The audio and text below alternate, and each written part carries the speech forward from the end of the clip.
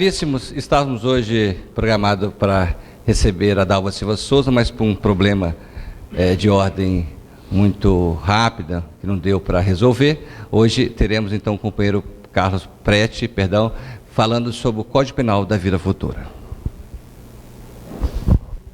Boa noite a todos. Carlos Prete é meu irmão. Luiz Prete. É com imensa alegria que eu estou aqui entre vocês. Agradecemos aos mentores da casa, à espiritualidade e principalmente a Deus por mais essa oportunidade de estar trabalhando na seara do Mestre Jesus. Nós vamos conversar hoje sobre Código Penal da Vida Futura, que é um título que surpreende a maioria de nós. Se nós estamos destinados à felicidade, para que um Código Penal? Será que vamos continuar delinquindo no futuro? Será que vamos sofrer as consequências das nossas faltas eternamente e nunca parar de errar, para tanto ter um Código Penal? Para estudarmos isso, vamos buscar o elo da história, desde a nossa origem. Vamos entender o que é um Código Penal, o que é a vida futura e como isso vai se processar, porque é necessário que nós, de qualquer denominação religiosa e principalmente o espírita, se equilibre dentro da lei de Deus. Sem esse equilíbrio, nós não vamos conseguir a felicidade a que estamos destinados tão cedo. E para nos equilibrarmos, nós precisamos conhecer o movimento, conhecer a linha. Então vamos iniciar a nossa viagem. Nós pegamos a obra de um penalista tradicional para extrair breves conceitos de que seria um Código Penal. Segundo Helênio Cláudio Fragoso, é um conjunto de normas de comportamento exigidas na vida em sociedade, codificadas sob forma de comandos a serem obedecidos por todos. Demarca o lícito e o lícito, o permitido e o proibido, o certo e o errado. Então, para vivermos em sociedade, num estado de direito, temos regras prefixadas, escritas, a que todos estamos sujeitos, linhas demarcatórias de condutas. Para essas normas objetivas serem aplicadas, é necessário a parte subjetiva, uma ação ou uma omissão nossa, consciente. Sem consciência do que fazemos, a lei não nos atinge. Os espíritos em estado de ignorância, por maior que seja o desastre que ele cause na sociedade, ele desencarna e volta para a espiritualidade sem culpa. Aliás, ele nem sabe se está encarnado ou se está desencarnado. Ele age por instinto. Então, no Código Penal material do Estado de Direito, pune-se o dolo como intenção, uma vontade livre e consciente de praticar uma conduta e produzir um resultado. Sem consciência dessa conduta e sem a intenção, não há dolo. E pune-se também, a título de culpa, quem dá causa a um resultado previsível, por negligência, imperícia e imprudência. A negligência seria o mau uso das virtudes, seria a desídia, conhecer o ofício, dominar a técnica, mas trabalhar sem atenção. A imperícia é se meter a fazer o que não conhece, botar o dedo onde não é chamado e causar desastres. E a imprudência é o agir com pressa, é o agir sem reflexão, que é pular etapas conscientemente e dar causa a um resultado. Então, feita essa breve digressão sobre o que seria um Código Penal e como ele atua em nossa sociedade, nós vamos para um conceito espírita de justiça penal que tem na obra O Céu e o Inferno, que nós resumimos nesses trechos extraídos de lá.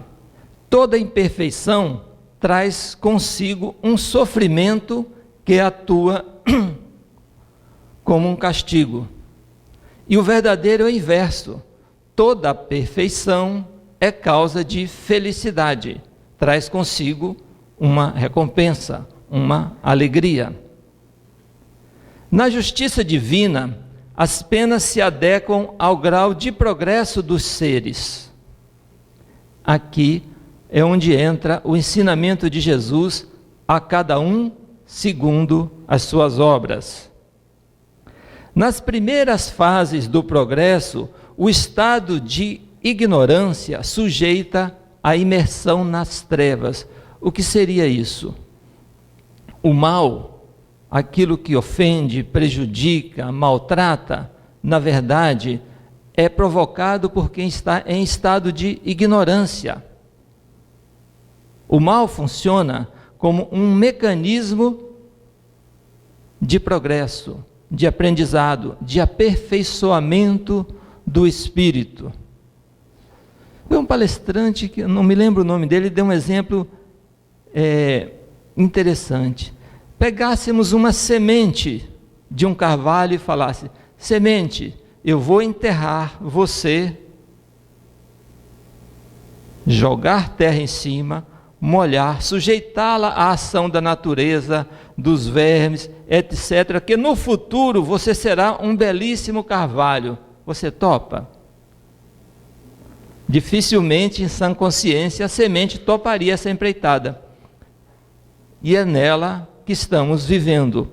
Então, quem está em estado de ignorância se distancia da luz. E essa imersão nas trevas é que serve de castigo.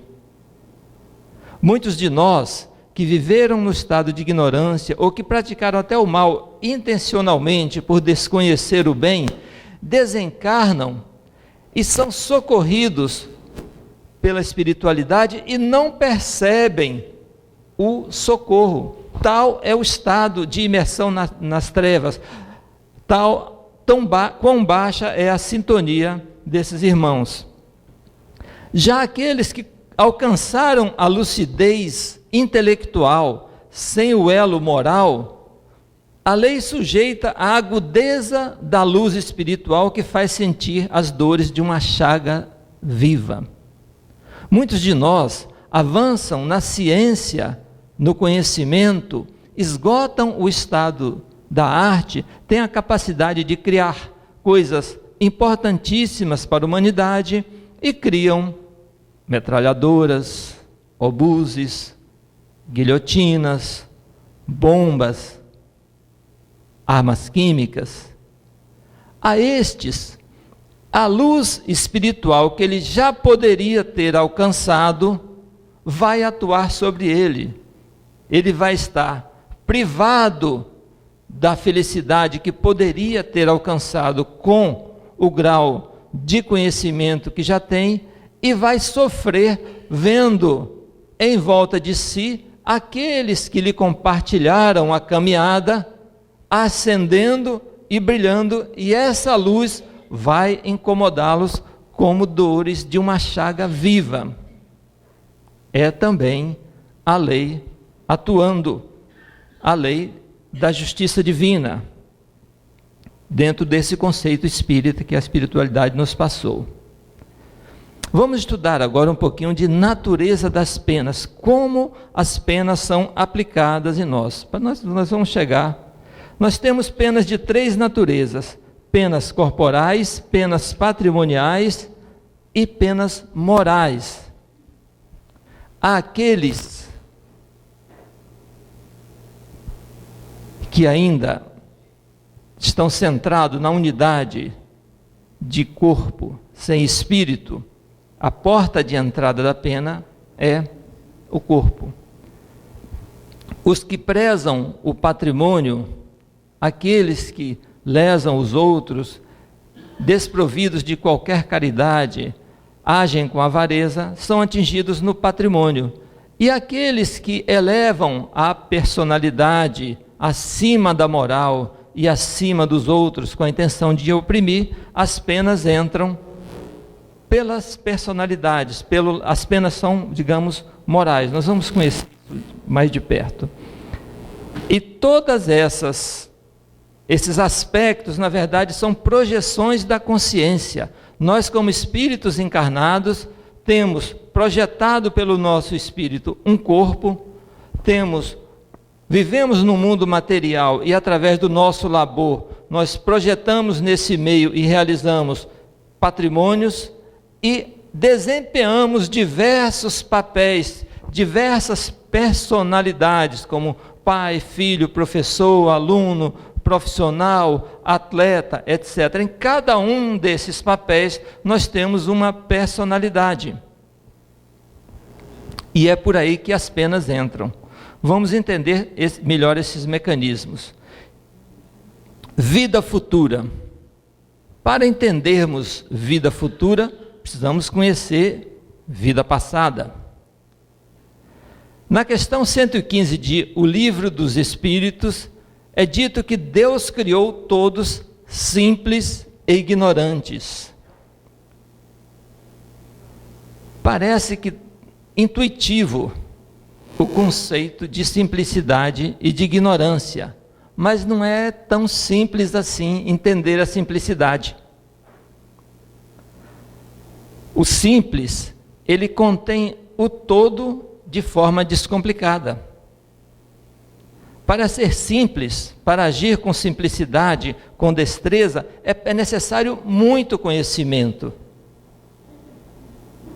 Sem conhecimento, sem técnica, sem labor, sem perseverança, sem prática, não se chega à simplicidade. A simplicidade, então, seria o ápice do conhecimento. E essa simplicidade está dentro de nós. Deus nos criou com essa simplicidade. Não é simploriedade, é simplicidade. Todo o conteúdo da lei divina está dentro de nós. Mas, ignorantes disso. E aí lembramos mais uma vez o ensinamento de Jesus: conhecereis a verdade e ela vos libertará. Libertará de quê? Da ignorância. Conhece-te a ti mesmo.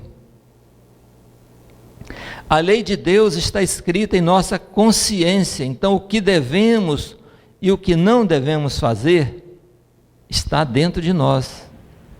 E é muito fácil perceber os efeitos disso quando somos rudes com alguém e depois bate o arrependimento. Não deveríamos ter feito isso.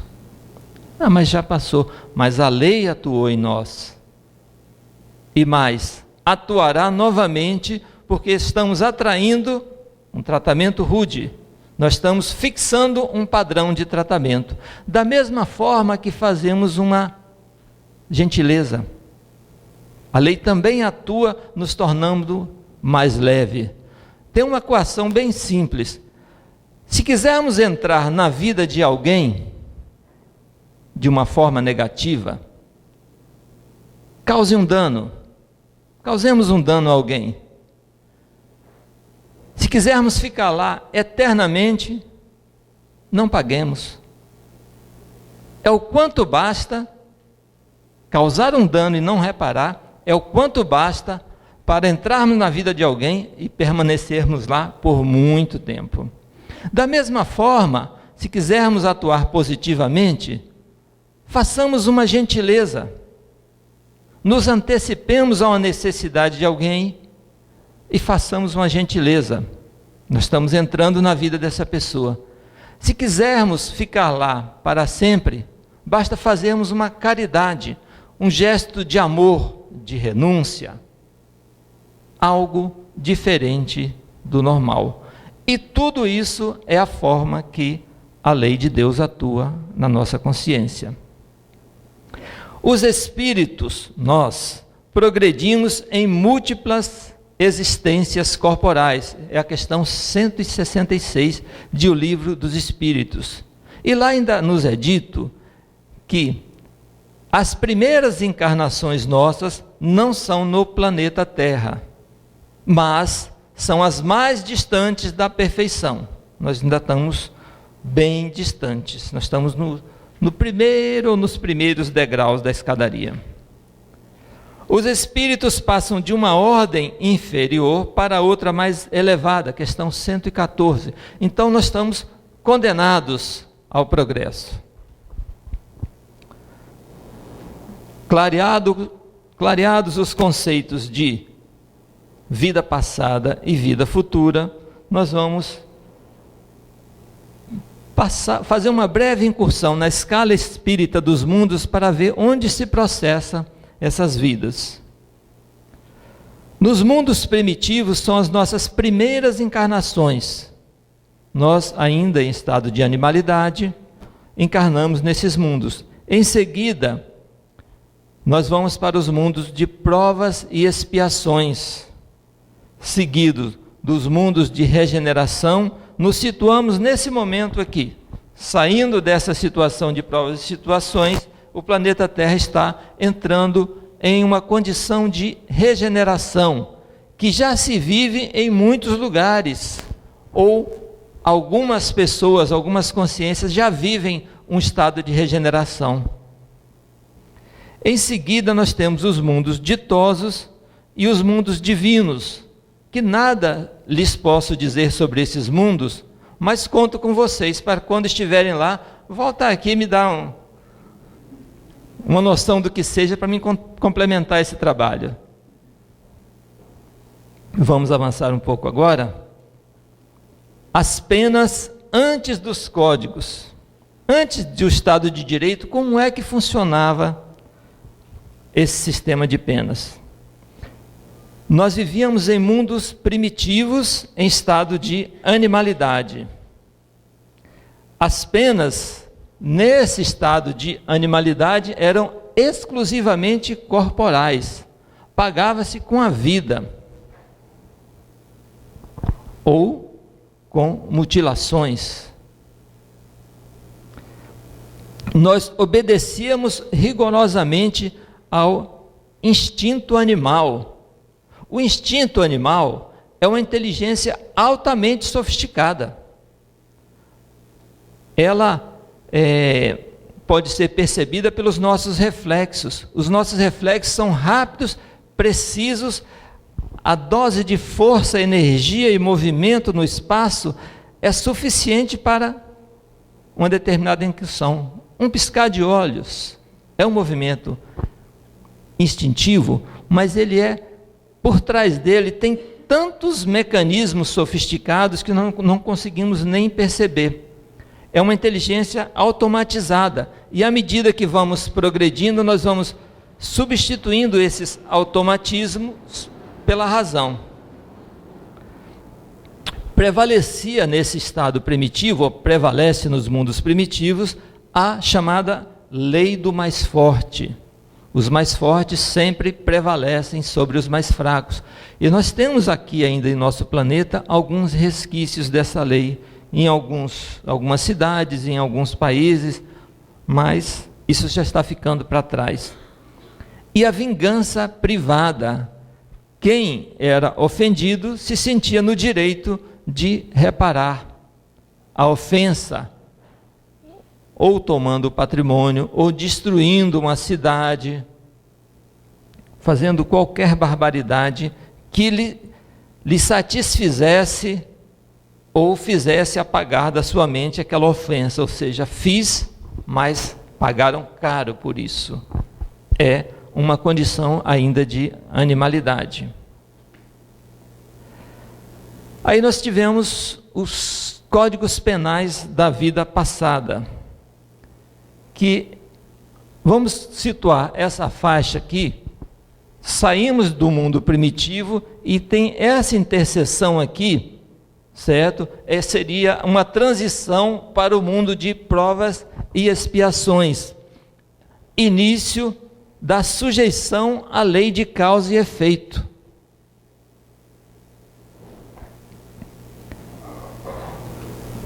Nesse período de transição e no curso da lei de causa e efeito, as penas são patrimoniais e corporais.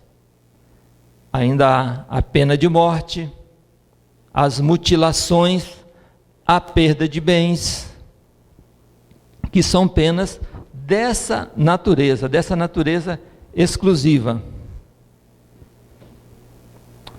Nós podemos citar como exemplo, pegamos 4 leis do passado: o Código de Hammurabi, o Pentateuco de Moisés, que são os livros Gênesis, Números, Levítico, Deuteronômio e Êxodo. Código de Manu e Lei das 12 Tábuas. Vamos dar uma pincelada rápida em cada uma dessas leis.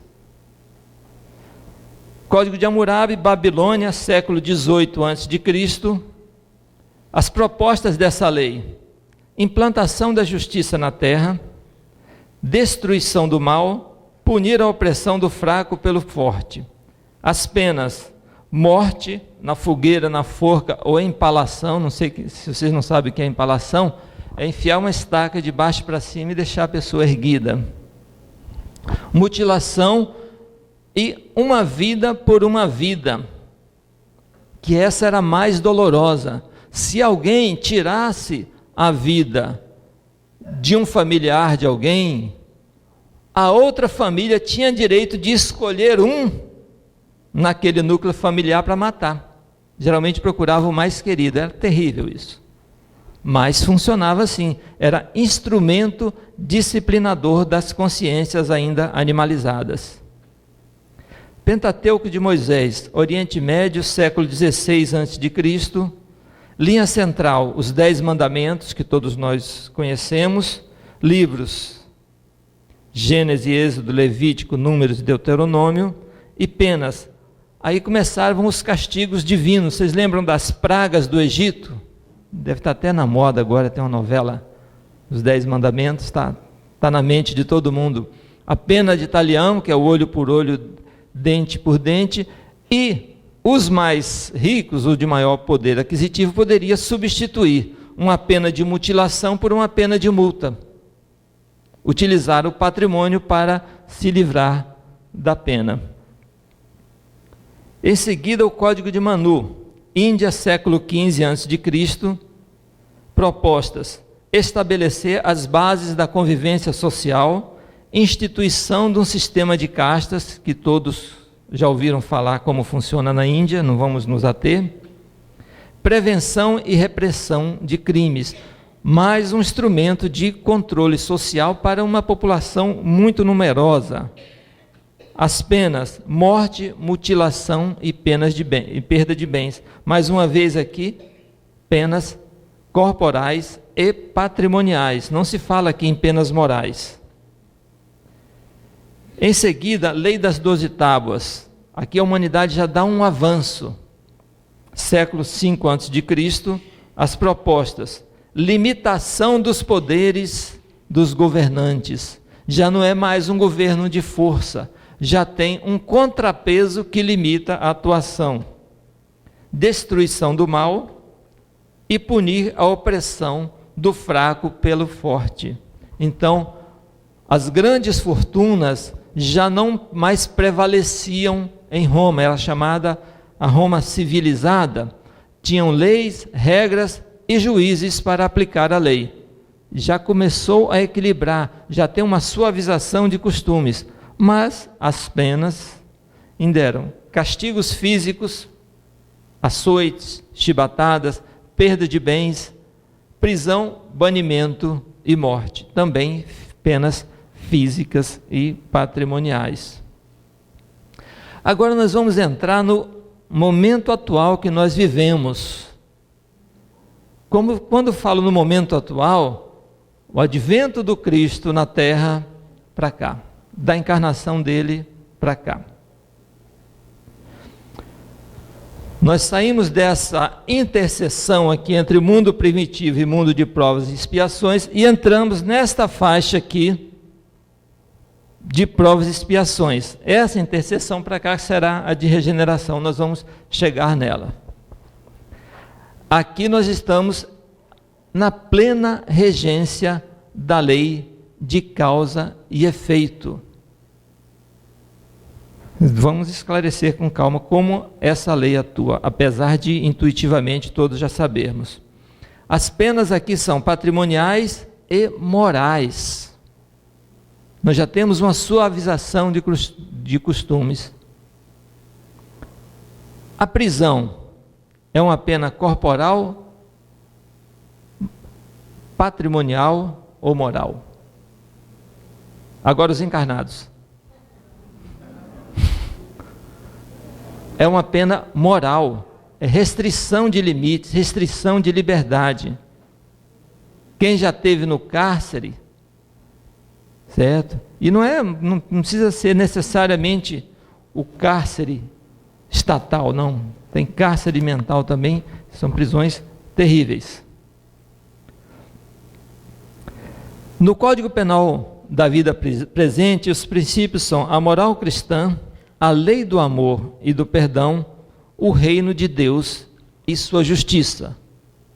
Certo?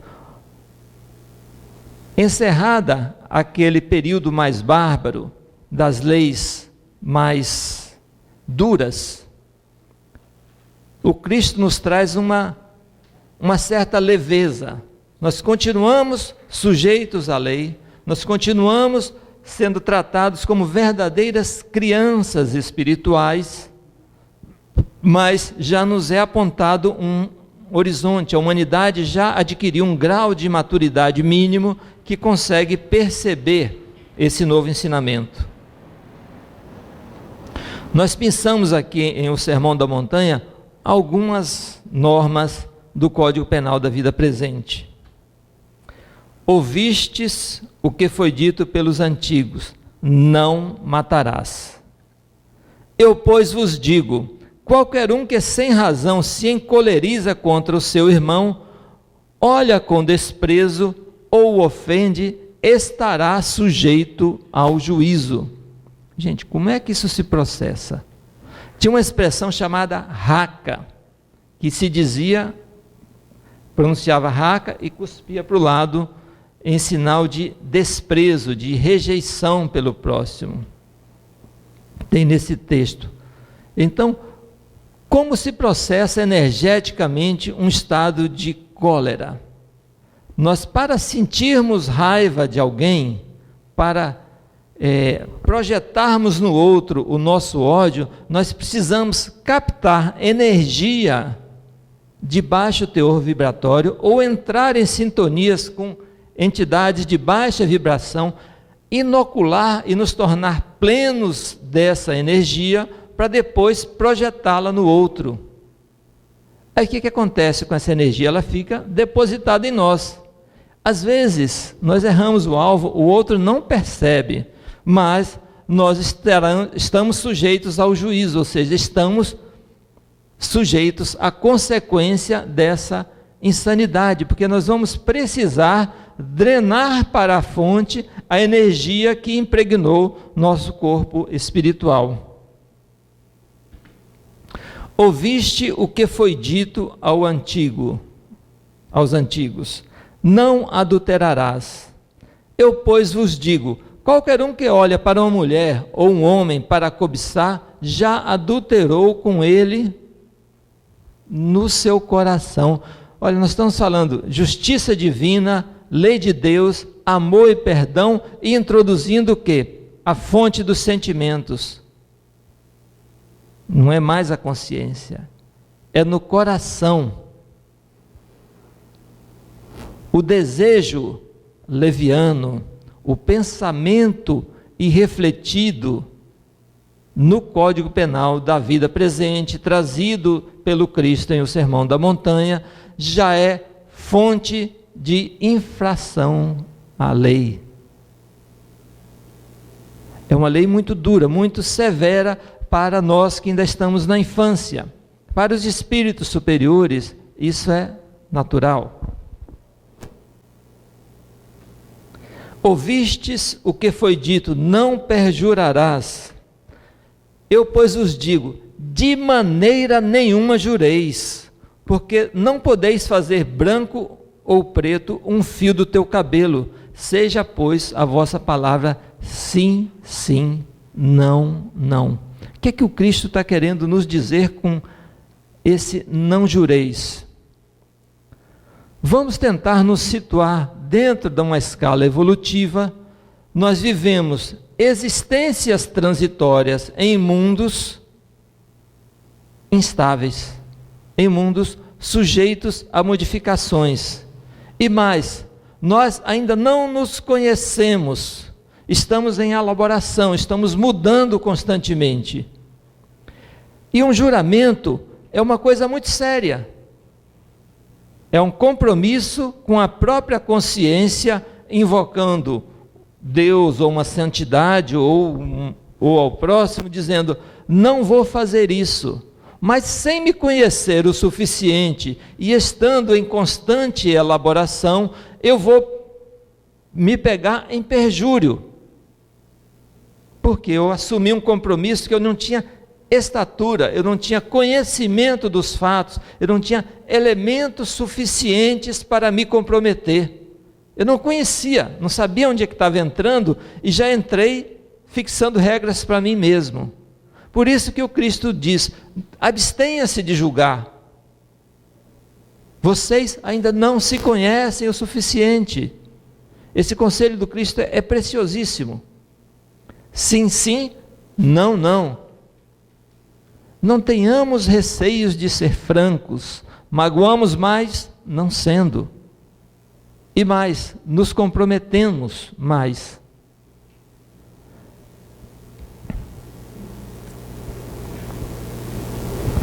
Ouvistes o que foi dito, olho por olho, dente por dente. Eu, pois, vos digo, não resistais ao mal. Ao que bater na face direita, volta-lhe a outra. Qual é a outra face? Quem bate a face direita mostra a face da violência. Nós vamos mostrar a face da paz. O texto é conectado. Se diz, não resistais ao mal, e oferecer a outra face, não resistir é não ser tão violento quanto o outro. É acatar a ofensa como um estado de desequilíbrio, um estado de ignorância, desconhecimento da lei. É muito difícil para nós concebermos isso, mas é necessário que nós internalizemos o conceito da não violência. É fundamental que preguemos a paz. A crítica sem conhecimento, a vingança, são atitudes que baixam a nossa vibração e nos colocam na condição de agressor. E mais, de agressores conscientes, porque aquele que nos agrediu nem sempre é consciente, mas quando devolvemos, aí sim, é vingança, é planejada. Ao que quiser tomar a túnica, dá-lhe também a toga. Ao que te obrigar a andar 1 milha, vai com ele 2. Ao que te pede, dai, e não te desviei do que quiser emprestado de ti. Nessa fase evolutiva e no momento econômico, num regime capitalista, não te desviei do que quiser emprestado de ti, é mais difícil do que dar a outra face. Porque quem vem pedir emprestado geralmente é conhecido. Ele monta uma emboscada afetiva para te pedir o dinheiro. E parece que ele sabe o tanto que você tem na conta. Ele já vem com a quantia certa. Estou precisando de tanto, estou com a mãe no hospital, o pai na UTI. Tem gente que já matou a mãe umas 10, 20 vezes. E vem. O que é que nós temos que fazer? Nós não temos o direito de exigir contas e de duvidar que aquela pessoa está fazendo a verdade, falando ou não. Mas nós também temos responsabilidade com a nossa existência. Nós vivemos em um meio capitalista em que em alguns lugares quem não tem dinheiro no bolso é menos que uma pessoa, é ignorado. Então nós precisamos agir com cautela, sermos caridosos. Meu irmão, eu vou te ajudar. Tu me pedes 50, eu só tenho 3, só posso te arrumar 3, o restante está comprometido. Te serve? 3, 5, 10, o tanto que nós quisermos colocar em risco, sabendo que podemos perder. Todos nós podemos perder um pouquinho, e podemos cumprir o mandamento adequado ao nosso momento, à nossa fortuna, às nossas possibilidades, à nossa sensibilidade. O que nós não podemos fazer é dizer o não puro e simples. Dinheiro é uma coisa que passa muito rápido na vida da gente. Entra e sai, fortunas trocam de mãos constantemente. Agora, oportunidades de ser útil, de dar uma finalidade nobre a esses recursos, nem sempre temos. E quando tivermos, vamos aproveitar essas oportunidades. Sigamos a lei do Cristo, que ela está nos conduzindo à felicidade. Vamos avançar? Novamente ouviste o que foi dito: amarás ao teu próximo e odiarás o teu inimigo. Eu, pois, vos digo: amai os vossos inimigos e abençoai os que vos maldizem, fazei bem aos que vos odeiam e orai pelos que vos insultam e perseguem. Quantos de nós fazem preces sinceras, pedindo a Deus que ilumine os nossos governantes, que estão bem atrapalhados? Nós não temos o hábito de fazer isso. Nós tratamos eles como inimigos. E são espíritos em provas difíceis, perdendo oportunidades, sem luz, carentes de uma prece, de uma ajuda, de uma inspiração. Então, ao invés de criticá-los, nós devemos trabalhar no autoaprimoramento e rogar a Deus que lhes abençoe, lhes ilumine a mente, porque eles estão passando por provas difíceis e sendo reprovados a olhos vistos. Quando diz, amai os vossos inimigos, não é aquele que te ofendeu, aquele que subtraiu um membro da sua família, você colocar dentro de casa e tratar com carinho. Não, nunca. O que o Cristo nos concita é: não confunda o pecado com o pecador. O pecador é um irmão igual a ti e tu estás sujeitos às mesmas faltas. Tu não te conheces ainda. Então, trata com dignidade todo aquele que erra, mesmo que seja contra ti, mesmo que seja teu inimigo, ele é digno da tua prece. Repudies as faltas dele, mas não a ele. Separar o pecado do pecador, é esse o ensinamento que o Cristo nos dá. Porque nós vamos circular na lei de causa e efeito no mundo de provas e expiações até compreendermos e praticarmos essa lição. A Nete Guimarães tem uma figura muito interessante. Enquanto não olharmos para um mendigo da rua com a mesma ternura que olharmos para o nosso filhinho de 2 meses que está no nosso colo, nós vamos ficar nesse ciclo reencarnatório. Então nós temos que aprender a amar. E só tem um jeito de aprender a amar: exercitando o amor, começando pela forma mais simples, pela prece, pelo sorriso, pela caridade, pela gentileza. Código Penal da Vida Futura. Agora que nós já conhecemos de onde viemos, vamos ver como será a coisa no futuro, certo? Já que nós vamos também estar sujeitos a um Código Penal. Nós já saímos dessa fase toda aqui de primitivismo e de lei de causa e efeito, estamos nessa transição aqui da lei de causa e efeito para a lei do amor, entrando em um mundo de regeneração. E o que é que governa essa lei? As penas exclusivamente morais, já não temos mais penas corporais.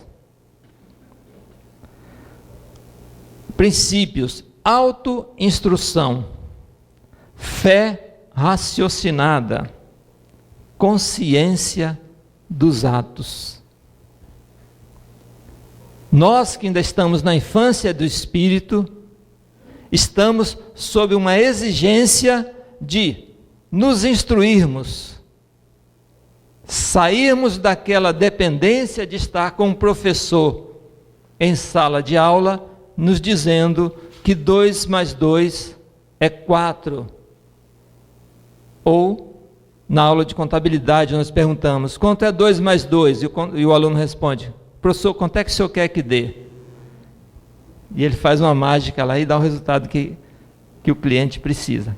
Precisamos sair disso. Precisamos debruçar nos livros, fazer o que estamos fazendo aqui, estudando a doutrina, ouvindo a palestra, internalizando conceitos e colocando em prática.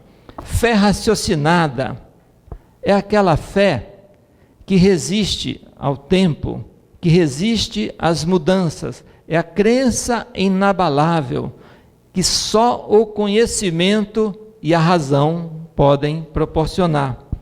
E consciência dos atos,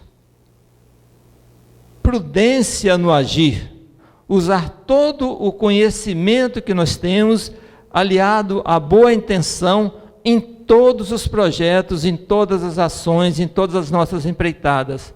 Precisamos começar a nos adaptar a esse novo estado de coisas.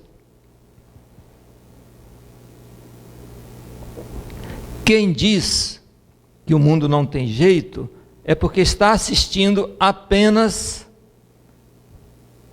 a lei de causa e efeito agonizando. Não está percebendo a lei do amor invadindo todas as esferas. Quando a luz brilha, causa muita confusão em quem está fazendo as coisas às escusas. E é isso que está acontecendo no momento, na nossa humanidade, no nosso país, inclusive. A luz está revelando coisas estarrecedoras e nos leva à descrença de que as coisas não têm jeito. Mas, na verdade, o jeito é esse.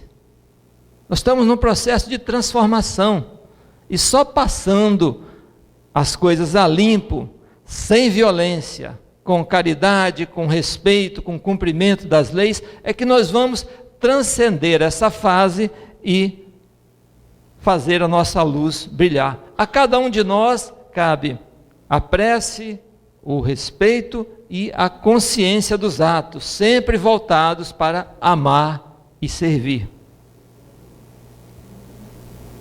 Fundamento da lei penal futura na doutrina espírita. A carne só é fraca porque o espírito é fraco. A matéria é destituída de pensamento e vontade. Jamais pode prevalecer sobre o espírito.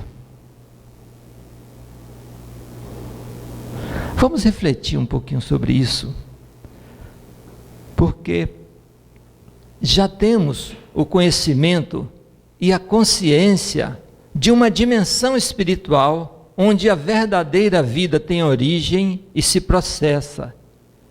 E já temos o conhecimento de que essa vida aqui é transitória, mas ainda não estamos conseguindo moldar os nossos pensamentos e as nossas ações a esse novo conhecimento, a essas informações.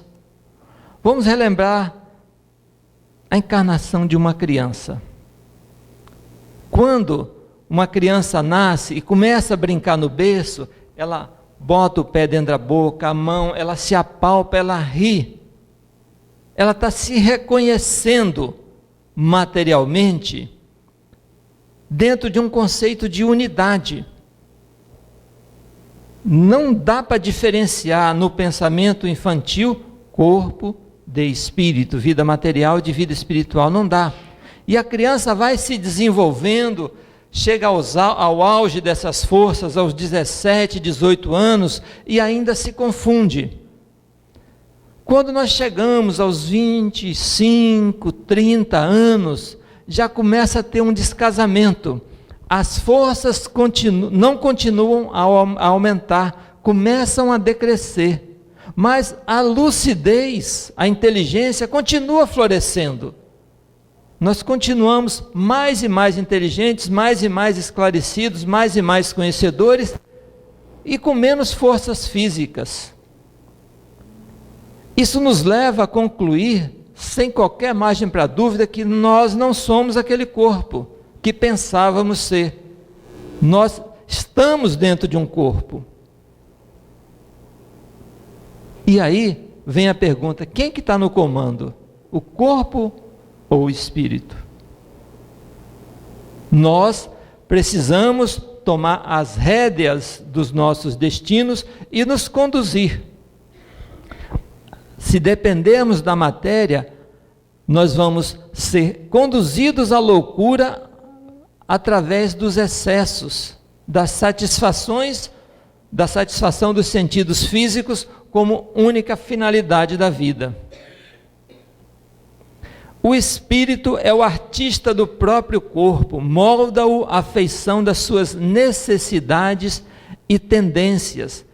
Todas essas limitações e tudo que estamos sofrendo hoje são consequências do nosso passado. Tenhamos a certeza disso e vamos suportar as nossas provas sem murmurar. Porque murmurando, reclamando, renegando a Deus, nós vamos ter que repetir a prova. Esse conhecimento já nos permite afirmar: somos herdeiros de nós mesmos.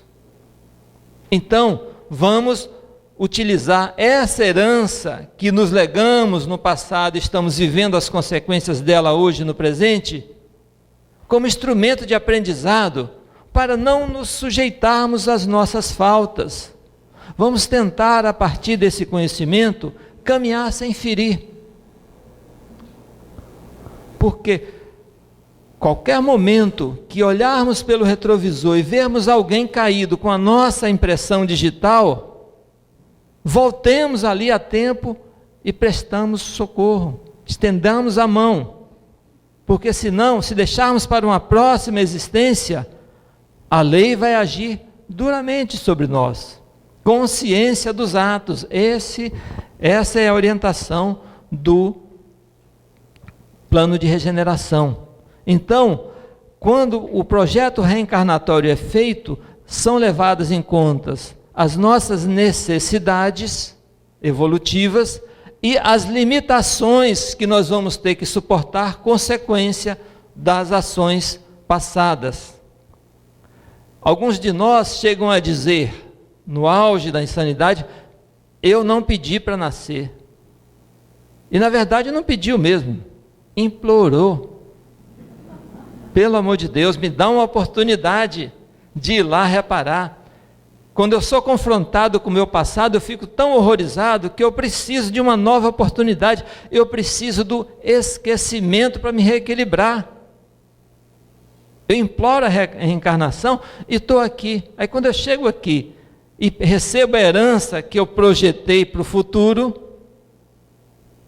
eu começo a reclamar.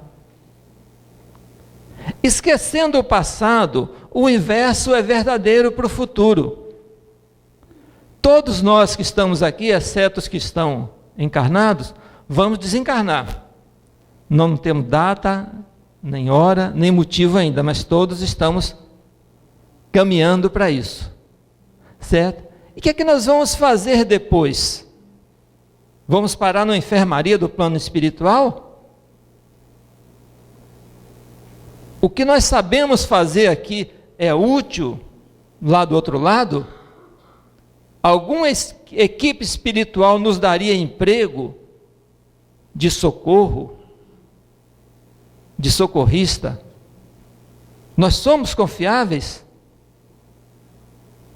Então, como a doutrina espírita já nos dá o conhecimento da vida futura, da vida espiritual, nós precisamos, a partir desse conhecimento, começar a planejar reencarnações melhores, resgatar o passado sem reclamar e começar a projetar. Bom, eu quero ser engenheiro, eu estou hoje com 60 anos, então eu entro na faculdade de engenharia, faço um curso, com 65 anos eu vou ser um engenheiro medíocre, na próxima encarnação eu vou ser de novo, na próxima de novo, até eu ser o engenheiro que eu gostaria de ser.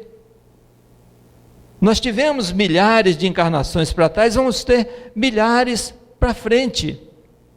Ao invés de só herdarmos a nossa própria maldade, a nossa própria insanidade, vamos projetar, jogar para frente heranças benditas, projetar dias melhores para nós e moldarmos corpos mais sadios, não sujeitos a esses sofrimentos que passamos aqui. A evolução da inteligência e do senso moral traz as noções do justo e do injusto. Quanto mais esclarecido é o espírito, menos desculpável se torna por suas ações. O bem é exigente. À medida que nós avançamos, nós não temos mais o direito de errar. E nos pegamos errando. E a consciência nos cobra. E nós vamos repetindo as experiências até que, quando os primeiros sinais começam a aparecer no horizonte, opa, vem tempestade aí, disso eu estou fora, isso eu não faço mais. Essa consciência dos atos, essa noção de justo e injusto, certo e errado, vai nos permitir trilhar equilibradamente dentro da lei divina e não estar mais sujeitos às penas impostas ou pela lei de causa e efeito ou pela própria consciência. Resumindo, o artigo 6º do Código Penal da Vida Futura, que em sintonia com o Evangelho de Jesus, diz que nós responderemos pelo mal que fizermos, pelo bem que deixarmos de fazer e pelo mal consequente do bem que deixarmos de fazer. E quem vai nos fazer responder? Nós não vamos mais precisar de um tribunal, de juízes e de dizer, eu fui absolvido, portanto eu não sou culpado. Isso já não vai valer mais. Sentença absolutória no mundo espiritual não tem valor nenhum, só tem valor consciência tranquila. E a consciência é que vai cobrar. Eu não vou precisar de um juiz fixando minha pena, eu mesmo vou impô-la a mim, pela consciência dos atos e pela maturidade espiritual de arcar com as consequências do que eu fizer. Então, meus irmãos, nos aguarda um futuro de felicidades. E para finalizar, certo? Eu fiz 99,9, eu vou perder o 0,1 para vocês. A palestra espírita funciona como um sistema de reprogramação de consciências. Significa que existe um programa e eu estou inserindo novas informações, novas rotinas executáveis. Ou seja, as consciências de todos aqui presentes, encarnados e desencarnados, acabou de ser reprogramadas para funcionar a partir desse conhecimento. A cada palestra espírita nós sofremos uma reprogramação e a consciência vai passar a nos programar. Então nós temos duas alternativas: ou paramos e somos atropelados pela lei, ou nos transformamos antes que a transformação seja compulsória. Que Deus abençoe a todos nós. Muito obrigado, e assim seja.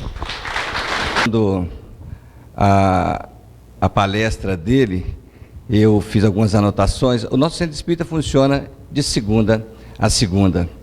E o Prete, né, fez o Código Penal da Vida Futura, usando muito o Céu e Inferno, o livro Céu e Inferno. E nós temos um estudo aqui na casa, que ocorre todas as terças-feiras, às 19h30.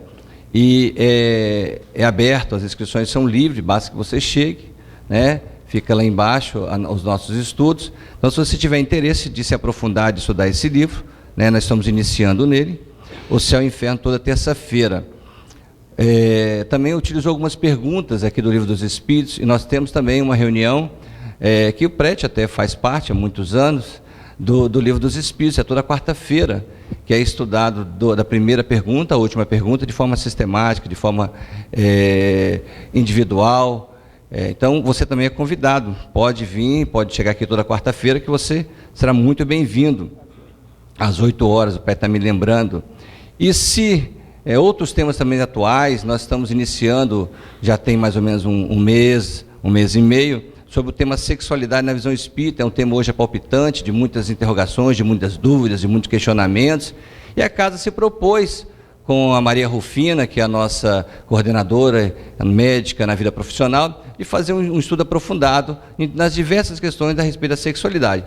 É toda quarta-feira também, às 8 horas da noite. Se você tiver interesse, basta que você